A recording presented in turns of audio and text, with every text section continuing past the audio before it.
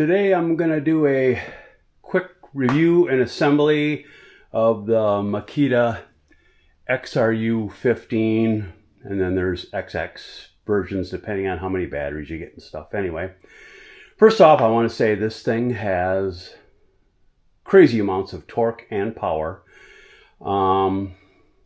And I guess first let's get into the assembly. Assembly is so easy. It only comes with like 4 screws. 2 of the bigger ones go in here. There's a plate that goes underneath, and on top the Allen wrenches come with. You tighten it down. This guard here is on. The other 2 screws go in here with the lock washers, and they have little nylon washers to actually hold it in place. So other than that, and then putting on the head, that's really all there is to assembly, and obviously throwing on the batteries. There's a little screw brass fitting in here that there's a part that comes out here, but that doesn't come with this kit. So if you're wondering what that screw hole is for, to operate this thing, it's really simple. There's like 3 different speed settings. 1 button pushes it on. I've got it at level 2 right now.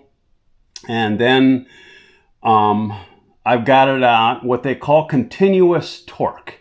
And that little green light right there, hopefully you can see it. It basically, if you get anything really heavy, it keeps the torque and speed of the motor going at the same rate. I'm never going to turn it off because to me that's kind of like a no-brainer. There's also right here a reverse button in case you do get bogged down. It stops.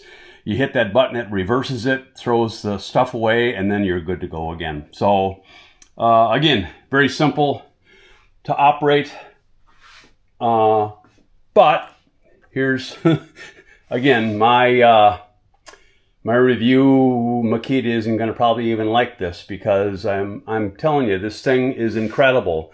But depending on the configuration you get, it's like a $500 weed whip. That's a lot of money, right? So what they should be doing is they should be giving you a lot better head than this. This is absolute subpar junk. I have tried this out. As you can see, it's worn. It does not bump properly. I've tried everything from low speed to high speed.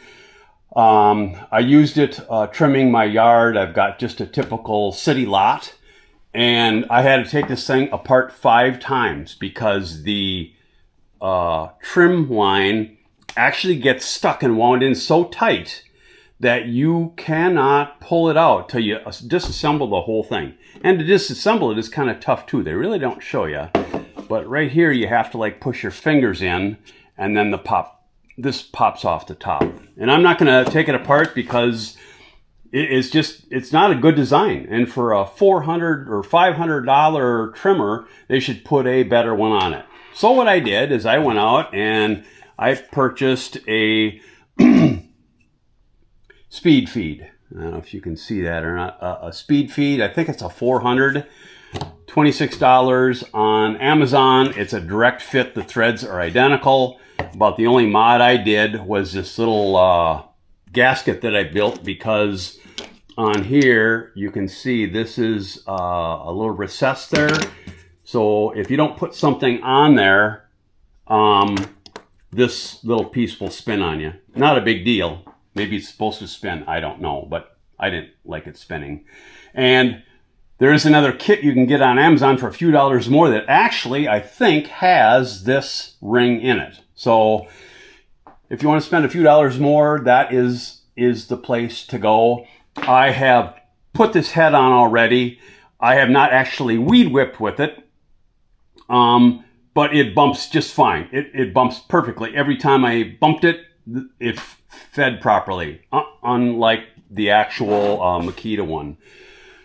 So with that being said, that's really all I wanted to do is review that side of it.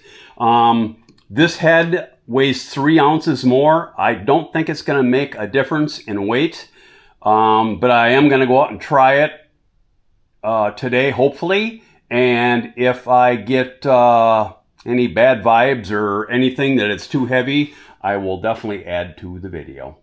Thanks.